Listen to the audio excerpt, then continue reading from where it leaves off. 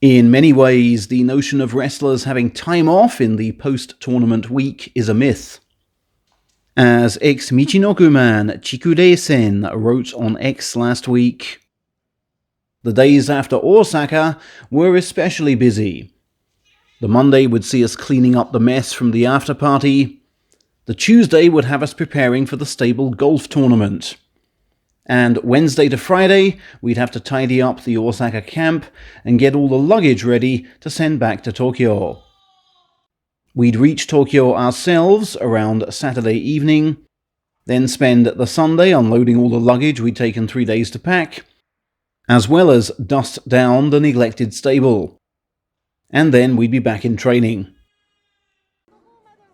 While their workloads in no way compare to those of lower tier men, salaried level wrestlers are also kept busy with media duties, guest appearances, and carefully scheduled functions. And some not so carefully scheduled.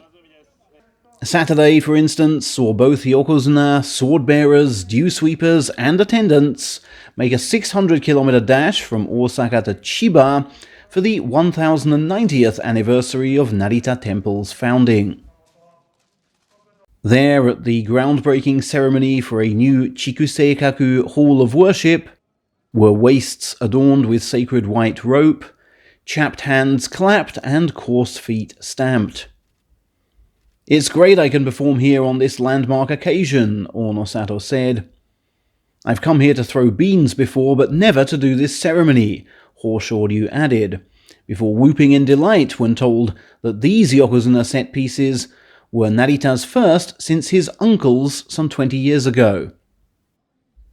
At no point, though, did anyone publicly point out, these same Yokozuna are coming for the Narita Tour event, literally just down the road, in less than 2 weeks' time. They could leave the tour venue for 1 hour on that day to come and do this, and not disrupt the tour leg at all. Instead, Sumo's two top guns sped another 525 kilometers back to Mie on Saturday night for the Ise Shrine tour leg on Sunday. That leg is one of the few to have a knockout tournament embedded. Within it, Hoshoryu beat man of the moment Kirishima, who is lapping up the honor of being re-announced as Ozeki.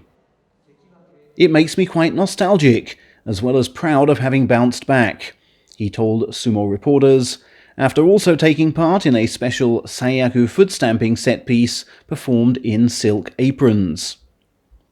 "You really feel the sheer longevity of this place and draw lots of power from that," he added. Although not donning one on the day, he revealed he has 3 or 4 aprons stitched in prestigious purple, a colour reserved for the top 2 ranks, which he's keen to put to proper use, having been demoted so quickly before.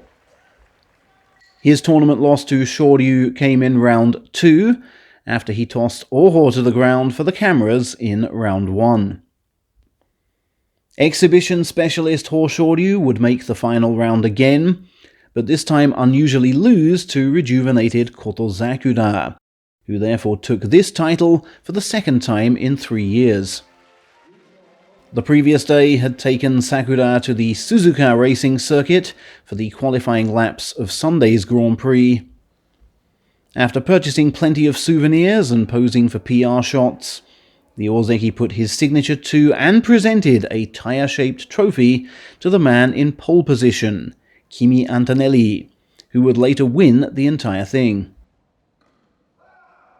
Unsurprisingly, concerns have been raised around the wrestlers' schedules, especially the number of tour legs. 27 of them will take place until April 26th, with wrestlers having just 2 days off in between. 21 tour dates, one already sold out, are already fixed for August, with more surely on the way. Expect similar numbers for October and December. And in June, they've all been told they must head to Paris, which commendably safeguards all Japanese tour dates, but only adds to the crowded schedule.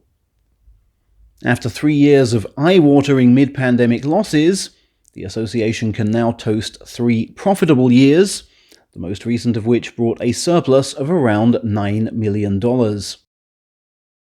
Understandably, calls have grown for wrestler pay to be boosted, given their increased appearances, but sumo chiefs see no reason to challenge the age-old doctrine that all serious sumo money makes its way to the stablemasters. Fulfilling our chief role of upholding a fine tradition is how they like to call it. Elsewhere, Yoshinofuji has become the latest name to appear on Toyonoshima's YouTube channel. Asked about his strongest opponent, he said, "Takayasu. He doesn't make me feel helpless, but he's just very hard to handle. He comes in with the forearm smash, then follows up with booming thrusts. Out of frustration, I find myself then lunging for an outside grip, but just cannot connect with his belt. I have to hatch some new game plan or other. I think if you asked my master as well, he'd say Takayasu was a handful." But, as Toyonoshima is on excellent terms with the former Terunofuji, he couldn't then ask, "By the way, what about..." On the match that he most vividly recalls, Yoshinofuji said, "My first gold star against Onosato. As it was my native Kyushu, both my mother and grandmother were there to watch. As grandma had won some bus tour tickets in a prize draw, she brought lots of folks along. I had her in tears when I won, I tell you." On his toppling of Yokozuna on successive days this January, Yoshinofuji added, "I got 101 prize envelopes across the 2 days, and collected them in a blur. I vowed to add them to my savings at first." So much of a blur, in fact, he couldn't tell he'd actually received 111. Yoshi continued, "However, just before the January meet, my hairdresser told me he'd never eaten at Jojoen Grilled Meat Restaurant, so I told him if I earned a gold star, we'd use my prize money on that. And you know what? After beating Onosato, to Jojoen we went."